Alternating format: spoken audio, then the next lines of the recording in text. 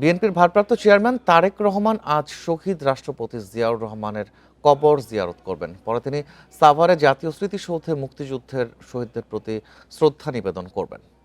শুক্রবার জুমার নামাজের পর তারেক রহমান বাসভবন থেকে প্রথমে রাজধানীর শেরেবাংলা নগরে বাবা শহীদ প্রেসিডেন্ট জিয়াউর রহমানের কবর জিয়ারত করবেন। সেখান থেকে সাভারের জাতীয় স্মৃতিসৌধে গিয়ে শহীদদের প্রতি শ্রদ্ধা জানাবেন। তারেক রহমানের আগমন উপলক্ষে জাতীয় স্মৃতিসৌধ ও তার আশপাশের এলাকায় আইনশৃঙ্খলা পরিস্থিতি জোরদার করা হয়েছে।